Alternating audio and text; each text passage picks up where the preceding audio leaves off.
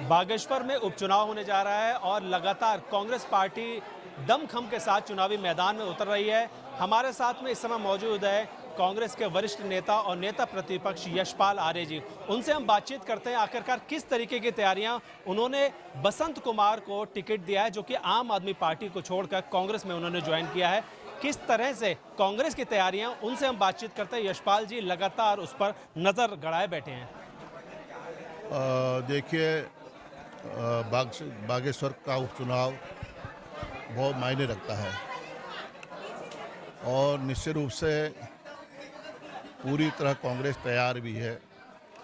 और आप में रहे 2022 के प्रत्याशी बसंत कुमार जी को हमने कांग्रेस ने सर्वसम्मति से उम्मीदवार बनाया है। और आज का जो माहौल है, बागेश्वर की जनता भी बदलाव चाहती है। पूरे प्रदेश में हालात सब आपके सामने हैं। भ्रष्टाचार प्रमुख मुद्दा है, महंगाई मुद्दा है, रिवर्स प्लान एक मुद्दा है, और जिस से पेपर लीक घोटाला हुआ है, नौजवानों के साथ, उनके भविष्य के साथ खिलवाड़ हो रहा है। पूरा प्रदेश खनन माफियाओं के हाथों में सौंप दिया गया है।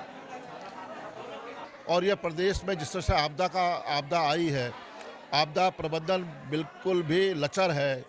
आज भी कई मौतें हो चुकी हैं, आज तक कई घर ध्वस्त हो चुके हैं। सर, मैं जानना चाहता हूं कि जो अभी कांग्रेस के पूर्व के जो प्रत्याशी थे, वो जो है उन्होंने कांग्रेस छोड़कर वो बीजेपी में शामिल हो गए।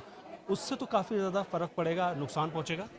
देखिए, जो प्रत्याशी रहे 2022 के प्रत्याशी, कांग्रेस के प्रत्याशी, और उससे पहले उन्हें नगरपालिका बागेश्वर का अध्यक्ष का हमने प्रत्याशी बनाया था, 2022 में उम्मीदवार बनाया, और वह पार्टी छोड़कर चले गए।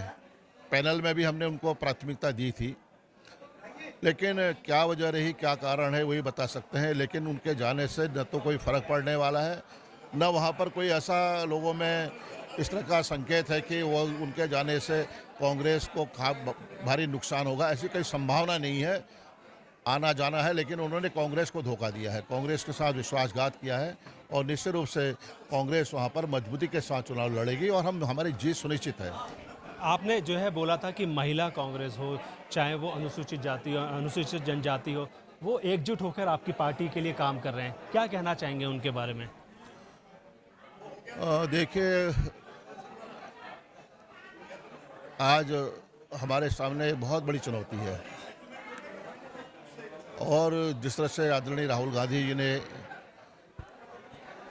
4000 किलोमीटर की पद यात्रा की, कन्याकुमारी से लेकर कश्मीर तक एक संदेश दिया है, एक विश्वास जगाया है, और लाखों लोगों से उन्होंने संपर्क किया है, उनका जुड़ाव रहा। लगातार यात्राओं में देखा है, हमने करीब से देखा है। और और जो वातावरण देश का बन रहा है, मैं बार बार जिक्र कर रहा हूँ, देश में लोकतांत्रिक मूल्यों का हनन हो रहा है, लोकतंत्र खतरे में है, संविधान की धज्जियां उड़ाई जा रही हैं, देश के इतिहास को बदलने की कोशिश की जा रही है, जिनका कहीं भूमिका नहीं थी देश की आज़ादी में, देश के स्वतंत्रता संग्राम में, आज वह उनको नायक के तौर पर पेश कर रही है भारतीय जनता पार्टी। ये तमाम बातें जनता के जेहन में हैं, और मेरा मानना है कि जो वहाँ के मुद्दे हैं, बागेश्वर में भी अविकसित विकास, अवरुद्ध विकास, और जिस तरह से जिला प्राधिकरण की वहाँ पर लूट है, जिस तरह से अस्पतालों की दुर्दशा है, जिस तरह से वहाँ पर दलितों का उत्पीड़न हो रहा है, जिस तरह से वहाँ पर सामाजिक समरसता को खत्म किया जा रहा है, तमाम विषय हैं। इन मुद्दों को लेकर कांग्रेस घर घर जाकर अपनी बात को कहेगी भी। और मेरा मानना है कि जो उम्मीदवार कांग्रेस के हैं बसंत कुमार, उनका अपना एक मजबूत आधार भी है, और उन्होंने 16,000 वोट, जो 2022 का चुनाव था, वो 16,000 वोट लेकर उन्होंने अपनी उपस्थिति दर्ज कराई है। सर, बीजेपी जो है लगातार जो है अभी जो उपचुनाव होते रहे हैं, उनमें उनकी बढ़त रही, चाहे वो सल्ट चुनाव हो, या फिर हम पिथौरागढ़ की बात करें, उसको किस तरीके से कहें? हमें मालूम है कि भारतीय जनता पार्टी की सरकार यहाँ पर है और जिससे वह सत्ता बल का उन्होंने लगातार दुरुपयोग करती रही है। मनी पावर, पावर का मनी पावर, मसल पावर सब उनके साथ हैं। लेकिन हम सचेत हैं।